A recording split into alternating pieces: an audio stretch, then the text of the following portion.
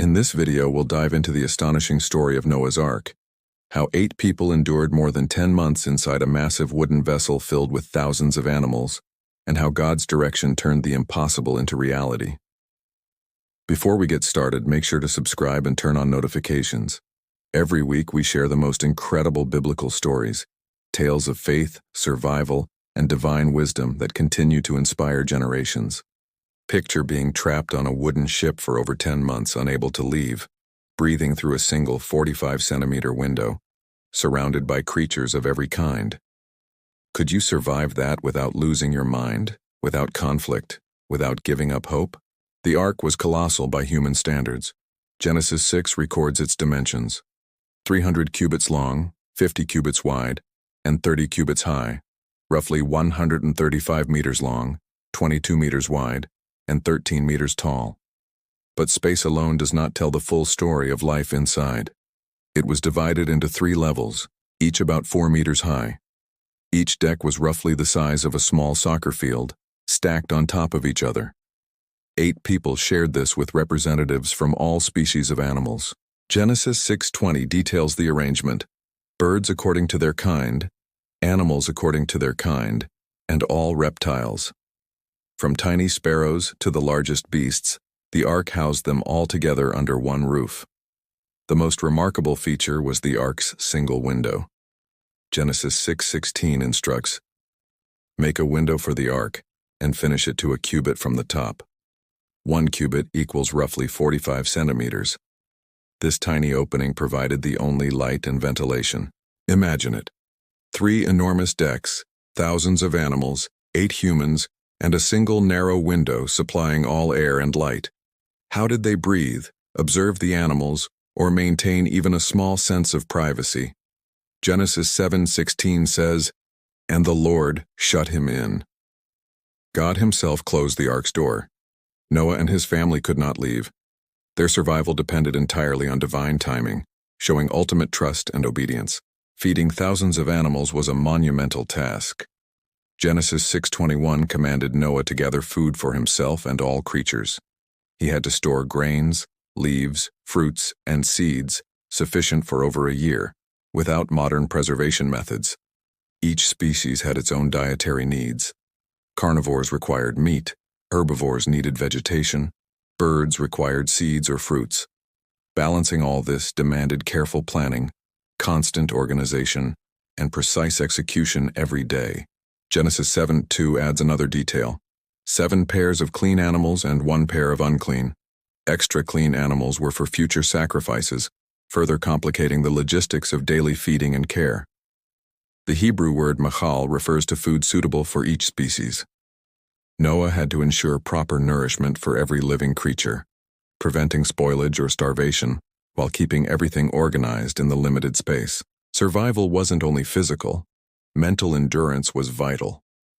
10 months of confinement with family, constant noise, overwhelming smells, and unrelenting animal care could easily break the strongest spirit. Noah's family remained unified through faith. Genesis 6:9 describes him as righteous and blameless, walking with God. His leadership structured the family, his example maintained order, and his obedience inspired trust. Each member had a role. Noah coordinated, his sons cared for the animals, and the women managed food and hygiene. Shared responsibility prevented chaos and allowed them to function under immense pressure. How could predators and prey coexist? Lions beside gazelles, wolves with sheep, birds of prey with small birds. Genesis 6:20 reveals that the animals came to Noah voluntarily, following God's guidance.